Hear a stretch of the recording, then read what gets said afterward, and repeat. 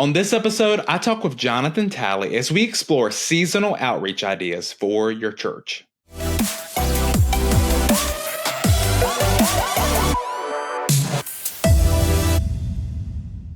Well, hey there, and welcome to another episode of Church Leadership Lab. I'm your host, Kendall Connor. Our goal with this podcast is to have conversations that empower healthy churches. Joining me today is someone that I know is going to help you, especially if you're looking to get creative with outreach during the holidays and various seasons of the year. I've known this guy for a long time, so I know it's going to be a good conversation. Jonathan Talley is the lead pastor of Vibrant City Church, a church plant that launched just 3.5 years ago. So he is very much in the exciting startup season of ministry. Jonathan has served in multiple capacities in ministry around the country, including being an executive pastor, a communications director. He has led production teams. As a matter of fact, that's how I first was introduced to Jonathan. We were working on a video production area of a Christian conference together many years ago. These days, not only is Jonathan just doing a great job as he's leading his church, but he is also involved on our team here at Ministry Brands. And so I know that it's going to be a great conversation as we talk to him today. Jonathan, he's located in Winchester, Virginia. He lives there with his wife and his 5 children. And so I'm excited to jump into this conversation because we're going to talk about outreach ideas, ways to get the word out about your church out in the community, especially when it comes to holidays. Think fall, Thanksgiving, Christmas, even Easter. And so without further ado, let's jump into our conversation today. Here's my talk with Jonathan Talley. Well, hey there, Jonathan. How's it going? Hey, it's going good, Kendall. How are you? Good to see you. Oh, man, it's good to see you. Thanks so much for hopping on here today. It's not, I'll be honest, it's not every day that I get to talk to somebody that I've known for such a long time. Absolutely. Yeah, it's great. You know, this is exciting. I was trying to think about it. We've probably known each other over, at least 10 years, probably over 15, which is that right? Is that timeline matching up for you? Yeah, it does. I can't believe how fast time is flying. Oh, yeah, we've known each other a long time. Yeah, for those of you who are watching and listening at home, Jonathan and I, way back in the day, we actually used to get to travel and do some church production work together, which was really exciting. We're doing like Christian conferences. That's probably the best way to describe it, right? We were running the screens and visuals and live streams and cameras. That's probably a good explanation, right? Yeah, I mean, those were the best days, man. We learned so much during that time. Sometimes we learn things the easy way, and sometimes we learn things the hard way, right? We would make lots of mistakes and have to figure them out. True. Oh no, that was such a good season though. So yeah, it's a great privilege to have you on here. I know that since then you've done some incredible things, and I've just read off some of your public bio talking about your church and these things. But I want to jump straight in. Something that we ask everyone who comes on here is, outside of that public bio, what's something that maybe doesn't make that bio, but other people would want to know about you? Something that all your friends and family would probably know about you. Yeah, I'm going to have to go with our 3 golden doodle dogs. They don't make the public bio because they destroy the house and make a mess. But wait, how many dogs did you say? 3 of them. 3. So 3. Yes. Oh man, 3. I bet that's a lot of fun. And did you say they're golden doodles? Is that what you said? They are golden doodles. So yes. Extra fluffy, right? Extra fluffy. They're the most loving dogs, but they're also spontaneous and fun. So they cuddle with you, but they also make you laugh. So no doubt. And so you have a full house too. So 3 dogs, right? And then you also have 5 kids. Is that right? That's right. Yeah. Absolutely. Wow. So I bet there is never a dull moment at your house. Always something, man. Always something. Well, as you know, I have 3 boys and we have 1 dog, but it's a little Yorkie. So like it's not quite as much of a handful as the golden doodles, but it definitely can get wild around here too. So we understand. It's all fun. It's all fun. Well, that's awesome. Yeah, I want to ask you. You've been doing great things with the church. How old is the church? The church is 3.5 years old now. Three and a half. I guess we'll be 4 years in February. It's amazing. That's amazing. And Yeah, so you're fully living that church planner life, right? that's right. All the roller coaster of things that comes and starting something from scratch, which is I was trying to explain that to somebody the other day because our church just hit the 10-year mark for our Wow, church plant that we're a part of. that's amazing. And it is a journey, right? It's like a roller Yeah, coaster at it times, is. It is. It is. but it's very exciting, like that roller coaster as well. But tell us a little bit about your journey. Tell us about your church, and I know that today so many people who are listening to this are eager to hear about these. I've seen you come up with these amazing community outreach events and really just been able to lean into how you're reaching your community, especially during a seasonal time. We'll get to that. But before, Yeah. tell us a little bit about your journey and how you got started with all of this. Yeah, man. I really felt called by God at a young age to plant a life giving church. I didn't really know what that meant. It was a process and journey of learning and discovering what that really meant for us. But so I spent a lot of time working in ministry and just serving in any church that I was involved in. Yeah. And around 2019, my wife and I moved our family to Winchester, Virginia, which is where we are now. And we just kind of knew this is where God was calling us to start a church. So we kind of had that church planter journey of building a launch team, raising some money.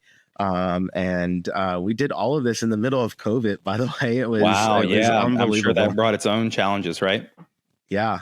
But we started in a hotel, in a conference center room. We moved to an elementary school after that for the majority of those 3.5 years, and recently we just merged with another church and moved into a permanent facility. So it's been quite the ride for sure. Every church planter or someone who's been involved in a portable church, just experience that journey with you as you were telling those things. I can tell you because I did, right? Because I know Yes, that yes. journey of bouncing around from different locations and trying to find that place where you can meet for church. So, you being a lead pastor, there's a lot of pressure that can come with that at times, right? Trying to transform these. Okay, so no, actually, this is not a hotel for this couple of hours each week. No, this is not a hotel. Right. This is our church, right? Yeah. Same thing right. for that school, right? Like, no. We're going to put up our signs. We're going to put up all of our different things. But then, what an amazing thing to hear that you just have made this move to a facility, and sounds like that's going to be a great new season for you guys. Yeah, we're really excited about it. The reason, honestly, it's always great to have a conversation with you, but something that just really stood out to me. And I thought, okay, it would be great to get Jonathan on this call, on this podcast, to be able to kind of share, because I've seen you come up with some really creative ideas for how you're reaching your community. And I just want to ask, what kind of has led you in your journey at your church to prioritize reaching out? Yeah, that's a great question. Early on in the church planting phase, a pastor that I really admire asked me this question. He said, if your church were to stop existing today, would anybody in your community notice? Wow. And man, that stuck with me for the entire time we've had the church. I just always think about that. If our church ceased to exist today, would the community notice? And I think it was just, hey, we have to make this a priority. We have to be known in our community for who we are and what we're doing, and how we're partnering with our community. So that kind of is something that we remind ourselves of all the time. Well, and I think a lot of people, a lot of pastors and church leaders, they're actively trying to figure out, okay, well, we want to get outside of the four walls of the church, right? And yeah. I don't think it's bad to say we want people to come to our church, right? Like we want people to come and to hear this message. We put so much work into Sunday services, right? That's right. To having an impactful worship experience for people. I think about the messages. You're a lead pastor, so I'm sure you know all about that each and every week. Sunday comes every 7 days, right? You're working hard on those messages. And That's so right. do you think that reaching outside of the four walls is important for having people actually make it into the four walls of the church? Yeah, absolutely. I always say, hey, let's take the church to them, right? Yeah. Let's get out there and show the love of Christ to people, and hope that they would open their hearts to God and actually attend service one Sunday where they might commit their lives to Jesus, and their lives are forever changed. So yeah, absolutely. No, I love that. And so I know it's that time of the year. At the time of this recording, right? We're headed. We got things coming up like Thanksgiving. We're in the middle of fall. We've got Christmas Yes. coming up. Down the road. Listen, it'll be here before you know it. Easter is going to be coming That's right. soon after, That's right? That's right. When it comes to seasonal events, holidays, is it important for churches to lean into those different elements when we're thinking about outreach and special services and things like that? Yeah, I think it's a prime opportunity for churches to engage with their communities. Everybody's celebrating Thanksgiving, right? Everybody is in this end of year season of holidays. They're excited about what's going on. I think it's an opportunity for us to open up the doors to the church and allow our church to be a part of what's happening culturally in our communities. So yeah, I think it's prime time again, just to engage. I think where people are looking all over for signs of hope. People are kind of Right. on this journey of discovering, why are they here? What's their purpose in life? Their sense of purpose. What am I here for? We know the answer is Jesus, right? We know that is true for us. And we just want to create as many opportunities in our community as we can to share that same love, that same message of hope with others. No, I love that. Yeah. And I feel like, you're located in Virginia, where I grew up. You're a little bit farther north than where I grew up. You're in Winchester, and I grew up in a small town. I don't even does it get a shout out in this episode? Maybe we'll save that out. Let that hometown for another episode. There you go. And but now I'm in Greensboro, North Carolina, right? Yeah. And then you're up, so we're not too far away. And for lack of a better term, like we are pretty much in the South, right? And for sure. I know I can speak to my area that I'm in. And when it comes around these times of year, I mean, whether or not people realize it or not, maybe they're a little bit more open to hearing something about your church. Maybe they're a little bit more open to hearing something about Jesus in this season. And so I think, no matter where you are, because of the things that are happening culturally around Christmas, around, this time of the year, we know that with daylight saving time, right? With the days getting shorter, that people are in a little bit more of a, in a different frame of mind. People are looking for hope. They're looking for light. They're looking for something that can encourage them in this season. And, would you say that it's the church's job to kind of step in those moments? Yeah, whether they're Christ followers or not, right? I kind of touched on this, that these are all cultural things that are seasonal for everybody, and they're relevant to people's everyday lives, right?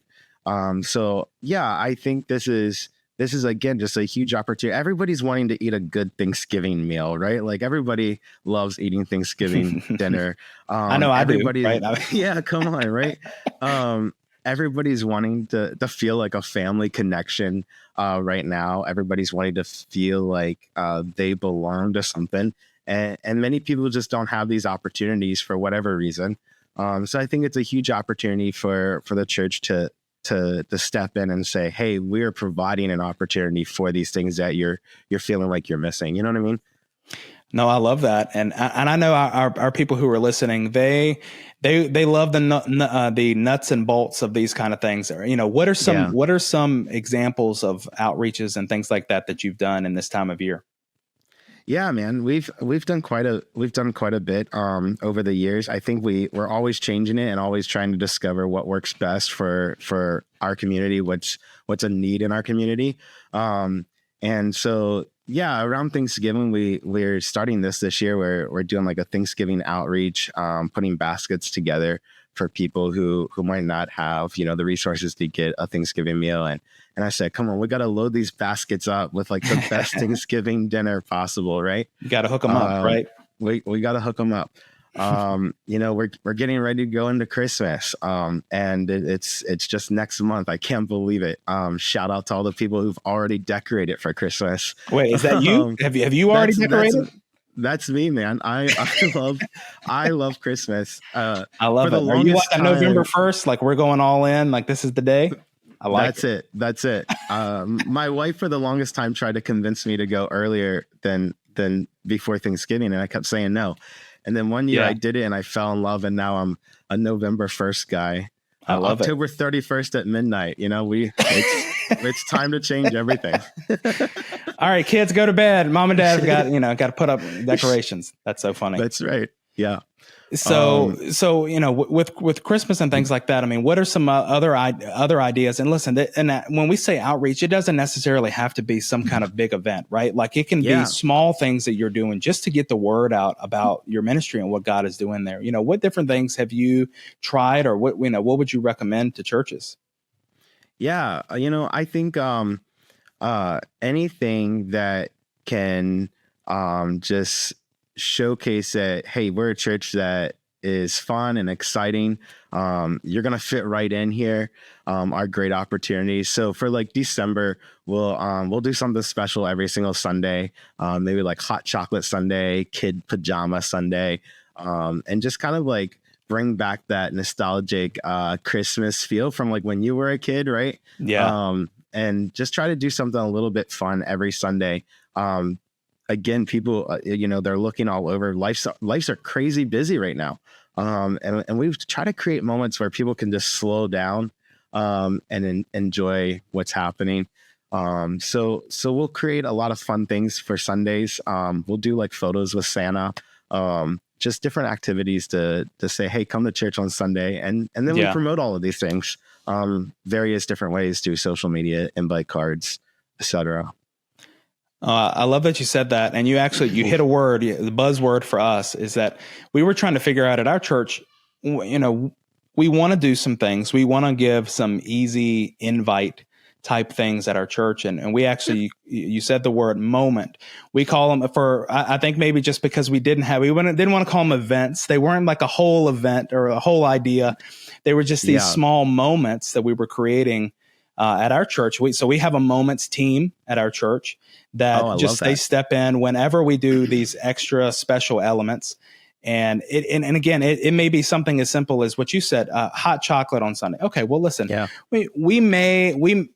no one may come to church just because you are going to have hot chocolate on that day, right?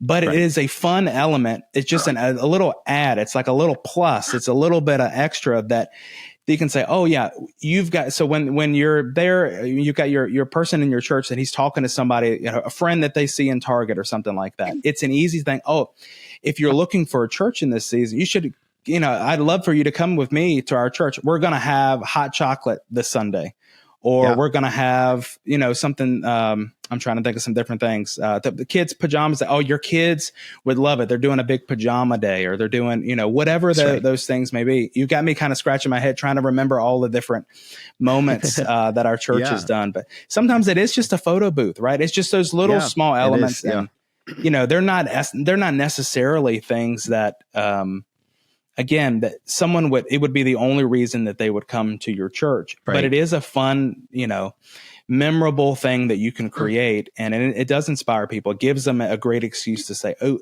this Sunday would be a great Sunday for you to come because that's right. We're doing blank, right? Yeah, that's right. That's right. We try to make every Sunday special, right? Every Sunday's special. It helps lower the barrier of inviting somebody to church, get them to uncross those arms, right? That's right. That's right. No, I love that. I love that. And you mentioned, okay, so you're going to have whatever, like we call it our church moments. So like you're going to have something special at your church, but you mentioned, how do you get the word out about it? How would you recommend that for these churches? Yeah. I think, and I might be skipping ahead here, excuse me, a little bit, but I think social media has been just a huge tool and resource for us as a church. Just the power of community groups. I'm sure you guys have those. Like there's these what's happening in your city type of group, or Right. these localized community groups of whatever kind. I thought you were talking about small groups. You mean like groups on Facebook and things like that? Is that right? Yeah. We mobilize our church in those groups, man. Really? Okay. Yeah. A question that gets asked a lot is like, hey, what church do you attend? And I make sure our whole church knows. Go respond to those things. And we have our whole team, just posting in those groups. If you're looking for something fun, if you're looking for a Thanksgiving basket, whatever it is that we're doing, we mobilize our whole church in those, just for some organic type of engagement. And then through the power of social media ads and just posting regularly, that's a huge win for us for social media.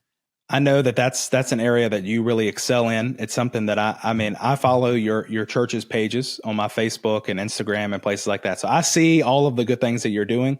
I hope I haven't just blown your ad budget, because I think I see all of your ads at this point. I think that's just how that stuff works sometimes. But just don't click on them. Just don't. Okay. deal. No, it's okay. But I see some of those good things. So you would say that you get the word out. You're posting about these things organically, right? You're just posting them on those pages, but sometimes you actually run ads, or maybe you boost those posts. Is that right? Yeah, that's right. Yeah, we love running campaigns, especially for big events like Christmas and Easter.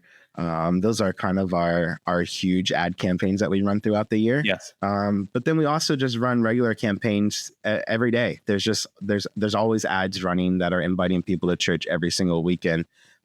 We call those plan a visit ads, where people goes to our website. They actually let us know that they're coming to church that weekend. And yeah, we do prioritize that in the budget for sure, because it just works so well. And those are the plan a visit ads, or just the ads in general. Like if you had a big Christmas event that was coming up, are you running ads trying to get people specifically to that event? Is that the way that you do it? Yeah, that's right. So for this year, one of the ads we'll run for sure is like photos with Santa, right? Everybody likes getting a good photo with their kids with Santa. So we'll run ads for that. That'll happen one of our Sundays.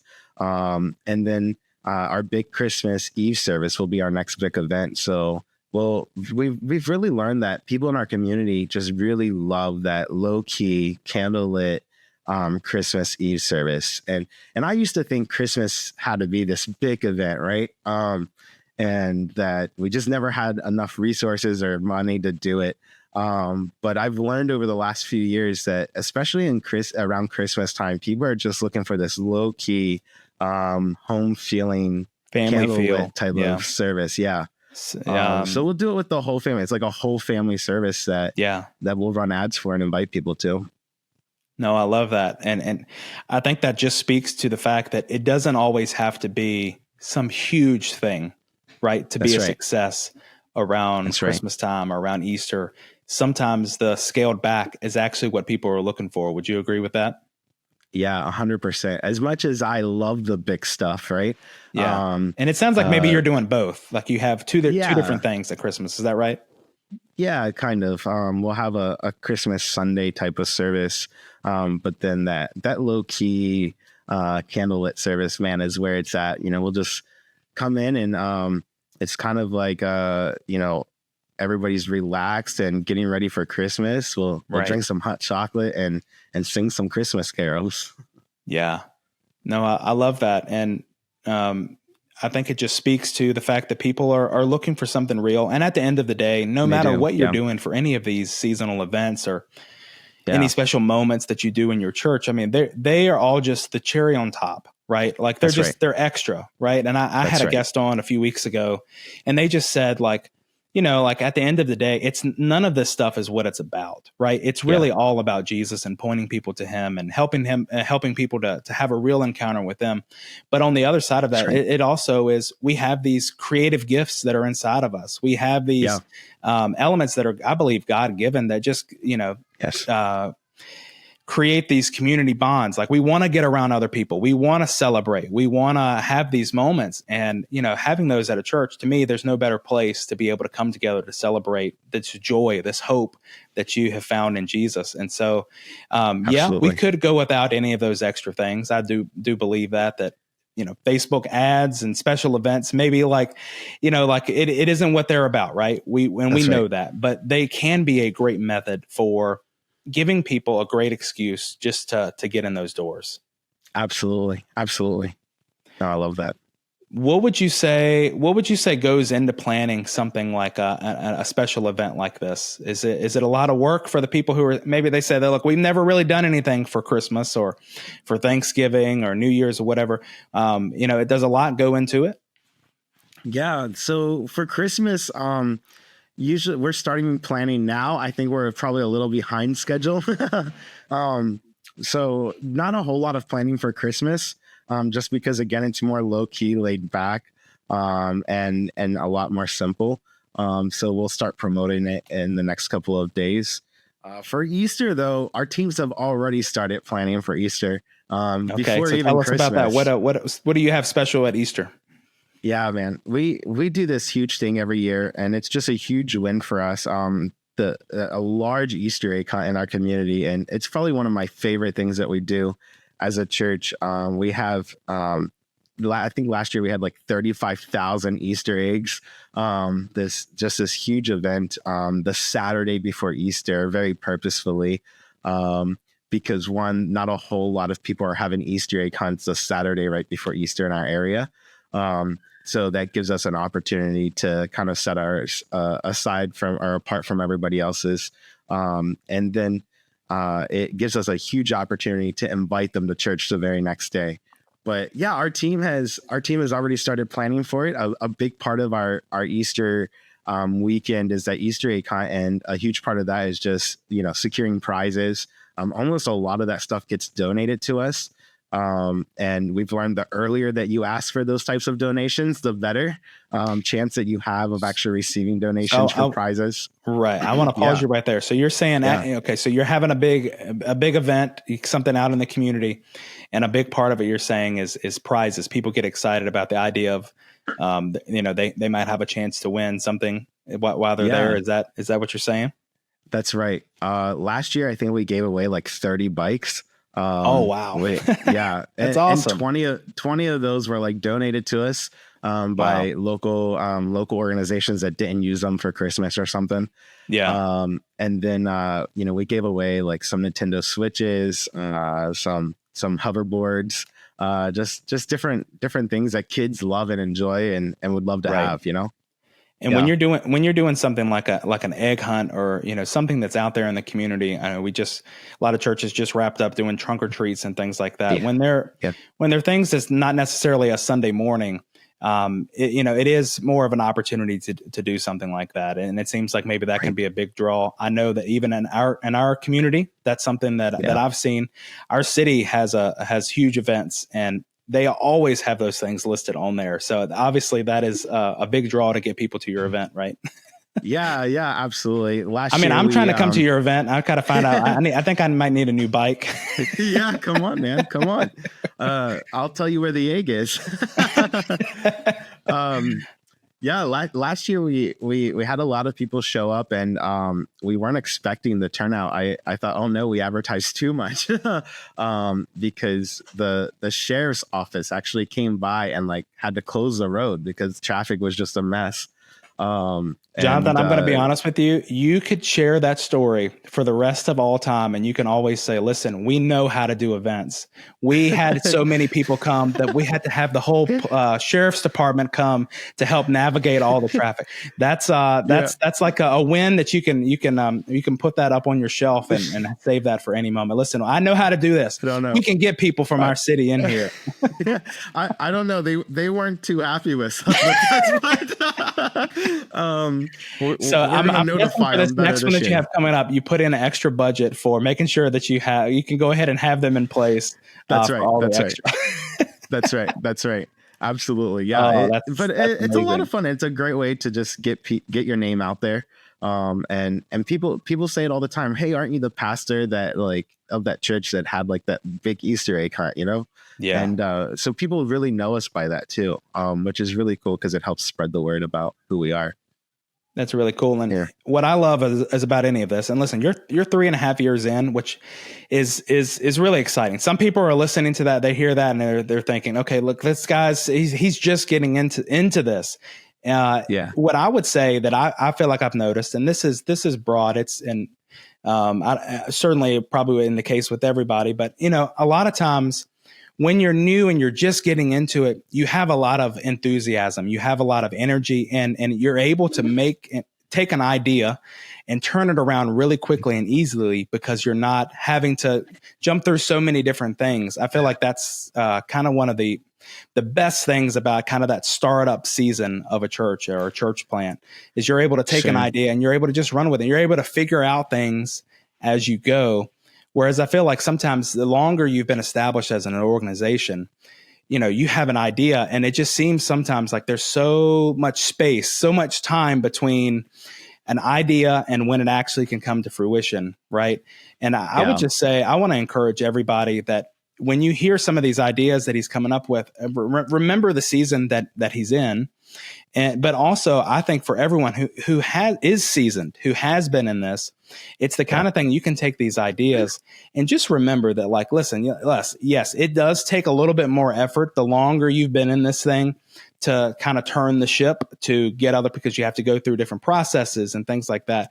But don't let that stop you from getting creative. Don't let it stop you from taking ideas that may be like a little crazy. Like, okay, like what would happen if we had the city's largest egg hunt and we just, everyone in town got to meet our church, got to experience our church because, we did some big event. And so I would just encourage everybody who's listening who may think like, well, I don't know, that just seems like too much to jump into, or, that's, we've always done it this way. What we can take for someone who's 3.5 years in is look at the creative, look at the enthusiasm, look at the fresh, and let that inspire you in your own ways, and then bring your own skill set, the things that you can bring to the table by having a larger and older and more seasoned organization, and say, okay, well, if we're going to marry both things, we're going to have best of both worlds. But I just I love hearing you talk about it, Jonathan, because you're excited. You're in the trenches figuring this stuff out. And, I think it speaks to that church planner startup mentality of, well, we're going to go and we're going to do it and we're going to figure it out along the way. And obviously you're working hard. You would say you're working really hard to figure it out, but inevitably, right? Yeah. You're going to learn along the way. Would you agree? Yeah, absolutely, man. And it's okay to make mistakes. Yes. We've made a lot of mistakes along the way. There's things that we've learned. Right? Yeah. Like, okay, we'll never do that again. Or that went really well. I think something that works really well for us, no matter, even if we try to accomplish something and, we find out maybe that was too big for us, or that wasn't what we were expecting. We always debrief afterwards. As a team and just take notes of what went well, what didn't go well. That way next year we can improve or make it better or reevaluate if we need to. But yeah, it's okay to make mistakes. It's okay to make a mistake. I know that we talked on social media a little bit. I just know how much of that is your wheelhouse, right? What tips would you give for that maybe you haven't mentioned of how churches can use that in their outreach efforts? Yeah, absolutely. And I'll just use the Easter egg hunt as an example. But when we run ads for these different events that are happening, there's something that I love to do is actually run ads to like a pre-registration form. And I think this is kind of our bread and butter, if you will, of our tell us all events. about this. This sounds awesome. Yeah, for the Easter egg hunt, it does two things for us. One, if people pre-register, we have a really good idea of how many people to expect. So that helps us with planning and just preparing as we get closer to it. Yeah. People, pre-register like a month ahead of time, all the way up until the event. So it just really gives us a good idea of how many people are going to be there. But two, and we is make it super pretty simple. true to it? I mean, say you got 1,000 people registered. I mean, is it somewhere around that number on day of? It's not, but what we've learned the last couple of years is it's usually double the amount of people that have pre-registered. Wow. So I think last year 2,000 people pre-registered and we had 4,000 people there. Wow. And it was true when we started. We started the first year, it was like 500 people pre-registered and 1,000 people showed up. So yeah, I think we've held true to that double statistic. I think it's probably different for everybody, but now when people sign up, what does that give them, or how are you better able to serve them because of that? Yeah, the first thing that we make sure we don't do is we don't spam them with everything that's happening at the church, right? Yeah. We collect 3 pieces of information very purposefully, just their name, their email, and their phone number, because we want to make it as simple as possible for them to register and give us that information. But what it allows us to do is the day of the event, we'll send everybody a text message reminding them of the event. And that kind of gets them into like the rhythm of receiving a message from us, right? Yeah. And then right after the event, we'll send a text message and an email just telling everybody about Easter at our church. And so what we do is we collect that information. One, it helps grow our email list for future events. We don't send our weekly newsletter to them or anything like that. But we do send out emails to them about, the next big Easter event or the next big Christmas event or Thanksgiving or whatever big outreach events we're doing. And we've learned that a lot of our church growth has come from these different events. A lot of people have came to church after we've sent messages like this to them, inviting them. So it's a huge opportunity for us to one, collect statistical data on how many people are going to be there and help us plan for it, but then 2, following up with them after the event. No, I love that. I feel like that's a great nugget that people can take from this and say like, okay, well that we can try that at our next event that we have coming up. So absolutely. that's so good. I know that something that you've mentioned to me in the past is that your church gets involved in events that are already happening in your city. Can you tell us a little bit about that and maybe why that's beneficial for churches? Yeah, absolutely. It really shows that we care about the community beyond our walls, not just creating it all about our church, but really just building relationships with other local organizations, other local leaders. It's really an opportunity for us to introduce people to a church in a different type of setting. And I've told our outreach team this. That we don't always have to have, the next big thing or the next big event, but we can partner with other people or other organizations that are already doing something in our community. Love that. And just being a small piece of it. And that helps on so many levels because we still get to be a part of a big event, but we didn't have to, go into all the planning and resources to make it happen. But we still get to have our little touch or our little moment on the event.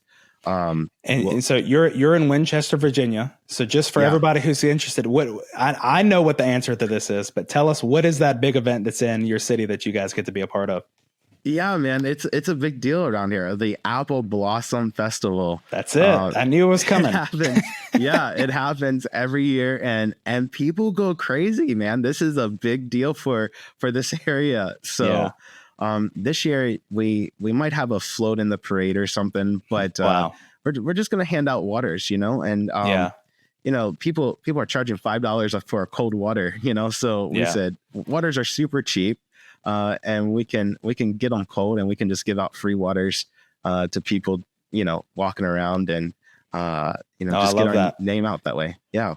No, that's so good. And it's just saying like, hey, we're a part of this city. We're a part of this community just like you. And like, if it's important to you, we want to be a part of it. We want to make sure that we have a presence. So I love that. If my town had an Apple Blossom Festival, hey, I'd figure out a way for our church to be there is what I'm thinking. Yeah, absolutely. Absolutely.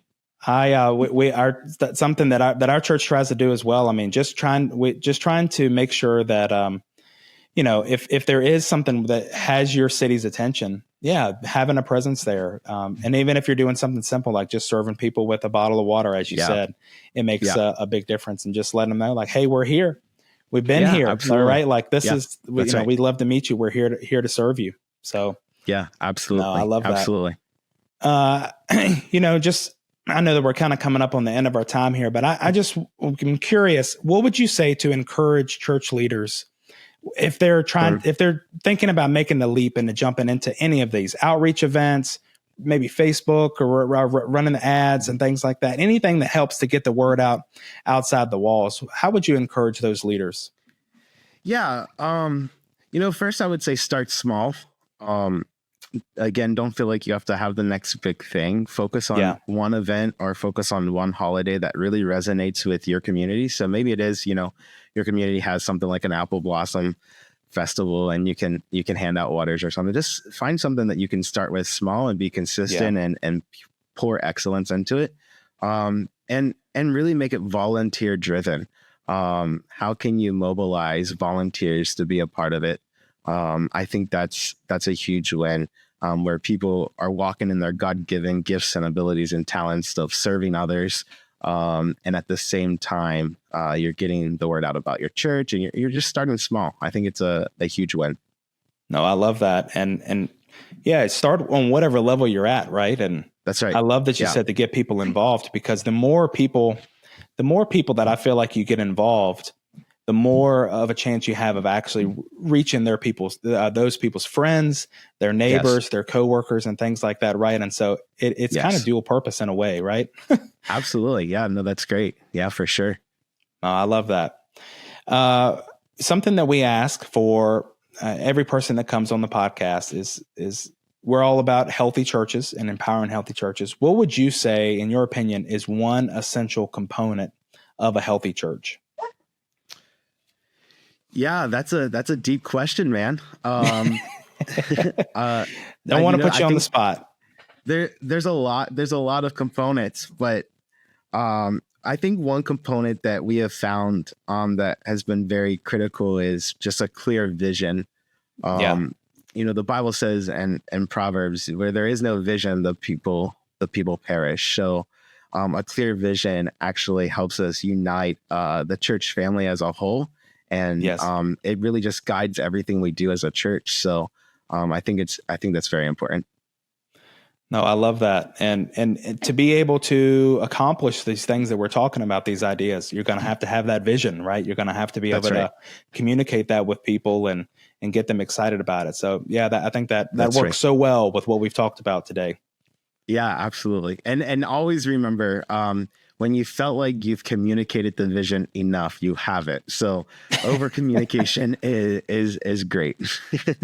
just to remind people of the why, right? Like, okay, we signed up to serve at this event a month ago, but now the day is here. And you got to remind them, right? Okay, why are we out here? That's right. Why are we standing in this heat handing out waters? That's right. That's exactly it. No. Yeah. All right. So as we're wrapping up today, something we always do is ask a final 5, kind of a rapid fire round. And so I want to hear your answers for these. Are you ready? I'm ready. Let's do it. Awesome. All right. So what is one book that you would recommend to church leaders? I'm going to go with Lead Like It Matters by Craig Rochelle. Oh, Craig Rochelle, always a good one. I know that he's got so much good stuff. I love his podcast. Have you checked that one out? I have. I love the podcast. Oh, yeah. It's a great podcast. It's a daily listen for me. Which brings us into our next question. What's the last thing that you listen to on Spotify or Apple Music, wherever you listen to your music? Come on, Apple all the way. I'm a little embarrassed on this one, but it's Christmas music. Don't be embarrassed. It is that time. It is that time. Come on. Yeah, absolutely. I love that. All right. What is your favorite piece of technology or software? Oh, I'm gonna go with my iPhone, but it's the Apple ecosystem altogether. I'm a huge Apple fanatic. I love Apple. I love it. And I'm going to let you slide on this one because I didn't tell you. A lot of times we tell people you can't say your phone, but you kind of went away from that a little bit. You said the whole Apple ecosystem. Yeah, so we'll take Apple ecosystem. There you go. I love it. All right. So let's see. The next one is quote or advice that has just stuck with you over the years. Yeah, I think I said it in the beginning that if our church were to stop existing today, would the community notice? And I think that's probably the biggest piece of advice I've learned in the church planting journey. No, I love that. Finally, what is one thing that you would communicate to our audience of church leaders today? To keep it short and rapid, I'm going to say focus on relationships over programs. Focus on relationships over programs. No, that's so good. And I think it's a good reminder with this conversation, right? Because you get into so many things, like we're trying to make the event happen. We're trying to do all of these things, but at the same time, you have to remember it's about the people. It's about the people. Volunteers that are making it happen, the people that you're serving in the community. No, that's a great word for today. Absolutely. Tell us a little bit about where we can follow you, Jonathan. I know people will probably want to follow your social pages like I do, so they can see all the exciting things that you're doing and steal all your ideas all the creative things that you're coming up with. Where can people follow you? Yeah, for sure. You can just search Jonathan Talley on Facebook or Instagram, or Vibrant City Church on Facebook or Instagram. We'll be the first ones that pop up. Vibrant City Church in Winchester, Virginia. That's right. Yeah. There you go. Well, hey, Jonathan, thank you so much. It's been a lot of fun to have you on here, and bringing back so many memories of the old days when we served together in some of those production roles. But then also, I just want to celebrate you. So happy for all the things that good that are happening in your church, all the things that God is doing right there in your community in Winchester. So this has been a real privilege. Thank you. Well, I appreciate it. Thanks for having me, Kendall. Good to see you. Absolutely. Well, look, for everyone who is listening today, we just want to thank you for being a part of this with us. And I just want to remind you, wherever you're listening to this podcast, it really goes so far for you to follow us there. Follow us, leave a review, let us know how you're liking these conversations, because we're really just trying to do everything that we can to just help church leaders, help empower healthy churches each and every week as we release these. And so those follows and reviews, they go such a long way. And hey, if you're watching on YouTube, be sure to hit that subscribe button. Leave a comment there. We'd love to read what you have to say there about this topic. Maybe hear some creative ideas that you've come up with and you've done at your church. Either way, we just really appreciate you helping us to get the word out about these. And so you can, if you've got a friend in ministry, maybe somebody that you serve with in your church that would benefit from hearing this message, or maybe one of our other episodes, go ahead and share that with them. It goes such a long way to help us to help more and more churches everywhere. So thank you for being a part of this with us. We will see you right here next time on Church Leadership Lab. This episode of the Church Leadership Lab podcast is brought to you by Ministry Brands, the largest provider of church technology software. Over 90,000 churches rely on Ministry Brands for their single platform solution that brings together all the digital tools a church needs. From online giving to websites to church management software and more, Ministry Brands is leading the way in simple to use, innovative solutions, all with the goal of empowering healthy churches. To learn more, visit ministrybrands.com.